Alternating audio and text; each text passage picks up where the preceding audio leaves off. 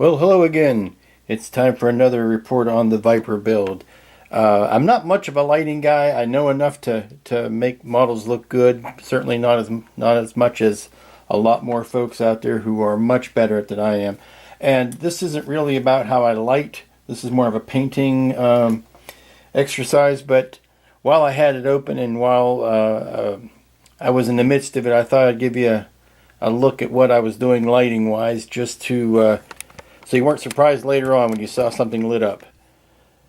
Here is what I'm doing for, and then let me set this down. I'm going to show you what I'm going to do for the engines. I've got a blue strip taped up in there, and that's Paragraphics LED tape. And now, forgive me, I'm just running this stuff off a battery, so it's going to be clumsy till I get things wired in, but I wanted you to see what was going on. There is, you can see the blue glow going on in there. And the reason I wanted to do that was to make a bluish white light for the engines themselves. Here is what I've whipped up for the engines. Again, this is the Paragraphics etch, and I did opt to do some painting back in there, and that's just a Tamiya smoke in the crevices. And here's that much lit up. Very sourcey, very straight white light. And when you push it into position on the part, now this needs some paint touch up on it. I'm still working on painting. See, you get that white light in there. So you get that white light in there, which is nice, but it really isn't enough by itself. So when you combine that with the blue light that I'm putting in the back, you get a nicer effect. Let me turn the camera off and set that up for you. Hold on one second. And we're back. So I've got everything temporarily wired up. And yes. Now here's the combination of the blue and the white light. You get the overall blue glow in the back part of the engines, but in the centers you get that hot white, which I think is a nicer look overall. And as for what I'm doing in the cockpit, it's very simple. It is a 1 inch, I guess 1.5 inch of the same cool white lighting on both sides, taped down. Now I'm going to have to super glue those strips in place because for some reason the adhesive itself doesn't want to stick very long, and I certainly don't want it coming loose after I've closed up the model. But you can see what's happening in there, making a nice globe with those two strips. And this is what happens when you put the cockpit in, which I have finished up. I used some of Paul's decals, and then for some of it I just used the Tester's clear canopy glue and window maker to make to close in the holes and make dials. Let me get this closed up and see. Again, this is all temporary rigging, just to show you what's going on. And I'm going to have to tape down and glue in wires and tuck those in the way they need to go as a satisfying snap. But there you go. You can see the cockpit lit up. I don't know what I'm going to do. I think I might find some way of covering up the area down by the feet. It could be nice. I could end up leaving it.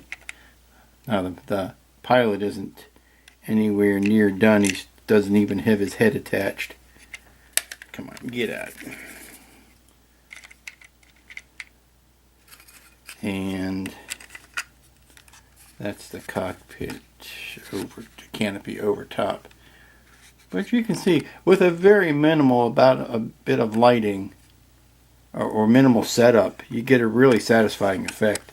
I don't know what I'd do without those LED strips. They have just been a miracle in the last 2 or 3 years as far as really making things go a lot quicker, a lot easier to deal with. So you can see how well the glue sticks on them. So sticking them back down with a little bit of super glue, no biggie. And it's time for another Viper update. I've got the cockpit in, I've got the lights in, I've got the two fronts halves joined, and I am ready to put the final striping on the top and the bottom of it. Wanted to show you a quick view of the cockpit with the lights on in it.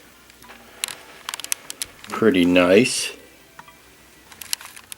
I've just got this set up next to a battery, so it's not the most secure thing in the world. I can't do a lot of jockeying around, but you can see, hopefully,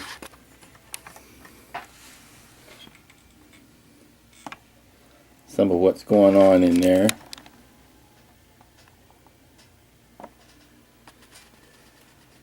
Again, combination of the backlit films from Paul and just using Tamiya clears.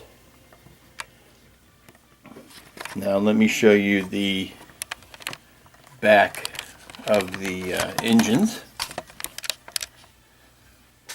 Let me set this camera up here. Okay, take that off, and this is the, again, no wiring is completely solid, so I'm just holding it up next to a battery. Now what you've got there is the blue strip lighting inside, and then the white in the heart of each engine. I have a 3mm white, cool white. Maybe you can see it better from actually the inside. You can see what's going on. Let me flip the battery around here. And you can see what's going on inside there. It's just a strip of blue light and three cool whites. You know, this every time you build a model, especially if it's a little fighter like this, you wonder how you're going to power it, and are you going to put a battery inside, or are you going to run it out to a base? And if you put it out to run external wiring out to a base, then automatically it just loses its flight capability. You can't zoom it around with the lights on. You can, if it's going to be a standing base. I mean, this one obviously has landing gear down and all of that, so it's meant to sit on the ground. But still, if you're running a tether out someplace, it's not as attractive as it could be. And sometimes if you're running power internally and you want to keep it all self-contained, you run into the problem of, you know, storage space and access to the battery, and how easy is it to get to the switch and all that kind of stuff. Well, this model just has a ton of room in there for batteries. You could put a 9-volt in there very easily. I mean, look, you got plenty of room for a 9-volt in there. And a 9-volt will do all of this lighting that you need it to do. But then you get into the problem of, how do I access it? Where do I put the switch? How do I get up, just get in and out to it? Well, I came up with something I'm rather proud of, and you could tell me if you like it or not. I've been using batteries. I've been using magnets a lot lately. I just think it's neat, so I've been using them a lot. Well, what I found is that there's a natural point on this ship where you can break it in half and put magnets to hold it together. And what I've done is, now this will be trimmed down later and put a little modular plug on there. But what I've done is, on this front part, when it's done, this will be glued into the front. And I put a series of 4 magnets, uno, dos, tres, cuatro magnets right there. And simply, the adjoining magnets there. And this model is, you hold it up by the nose, it's stuck together. Those magnets are strong enough, and the joint is perfectly well hidden. You don't have to worry about puttying or sanding a joint. But what that allows me to do is to have this completely self-contained with, I'll put the landing gear on it later and all that, but it's completely self-contained. It can be lit, it can be zoomed around the room, it can, lay it on a diorama, and then when it's time to change the battery, you simply break the model in half. Well, see, I was holding my thumb on the wrong part of it. You simply pull the model apart, and of course I'll have to make this umbilical a little bit longer so that I can do that. But you get in there and you change the battery, and I probably won't even put a switch on it. I'll just put the battery to where I hook the battery up and stick it together, and it's done. And when I'm done displaying it, I'll pull it apart, pull the battery out, which also is better protection for keeping you from leaving the battery hooked up and possibly corroding or draining or all of that good stuff. So it's a simple connection. It's a 1-2, and then it doesn't get any easier than that. But now it's time to put this stripe on the top and on the bottom. So let me pull the back off. This piece will not be glued onto the front until I'm caught up. I need to obviously put the stripe on it, do some little bit of touch-up detail painting in here, and then put a coat of the satin clear like I did on the rest of that. And then once the whole thing is satin cleared, then I will go back and put the weathering on. But since the weathering is not really why I am making the template set, weathering is a very individual thing, and that's up to personal taste. I'm not going to try to give advice on weathering. For my money, the job is done when everything is brand new and the stripes are on, and I've shown you how to put the stripes on. After what you do after that is on your own head. So let me get the vinyl out, and I'll be right back. And here are the last remaining stripes in place. Now this is the inside, like I've shown you before. This is the actual shape of the stripe, and you got to be careful that that thing doesn't want to wave on you left to right. It's tricky, and I know it would be tricky with a decal too. It's just that it's thin. This one was much easier to place because it's wider and it doesn't want to stretch out of place or go crooked. This, you just have to be patient with it and make sure you're even left to right here, and even on the nose, and even on this seam in front of the cockpit, which I'm treating these as panels, so they're not, I mean, this seam has been sanded, but this seam has been left open because it could be just another panel line. But that's the actual stripe. Now I'm going to put the surrounding bits back around it. Now I've got the surrounding vinyl around the actual shapes, and I can remove the inside that will actually be painting. Since these are straight runs, you could simply skip this step and put your painter's tape up around the shape that you've put in there. That's a perfectly acceptable way to do it. I choose not to, because even with this frog tape that I use, the yellow stuff, I feel that the vinyl gives you a cleaner line, and there's no chance of the paint creeping up under the, if you do it right, the paint creeping up under the vinyl as opposed to the paint creeping up under tape.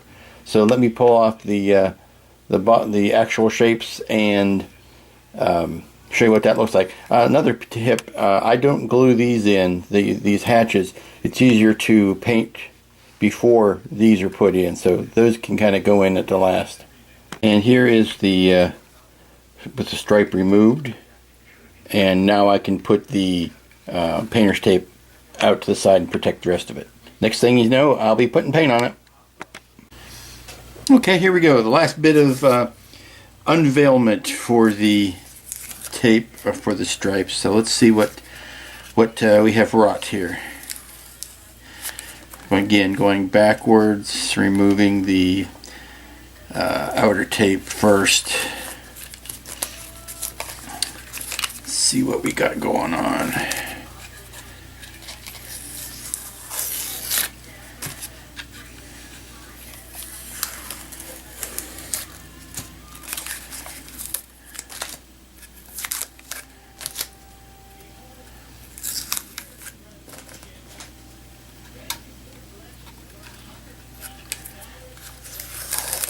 Again, thrilling stuff. Sorry to bore you like this. Okay.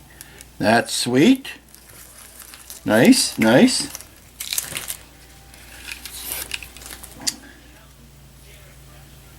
Oh, very nice.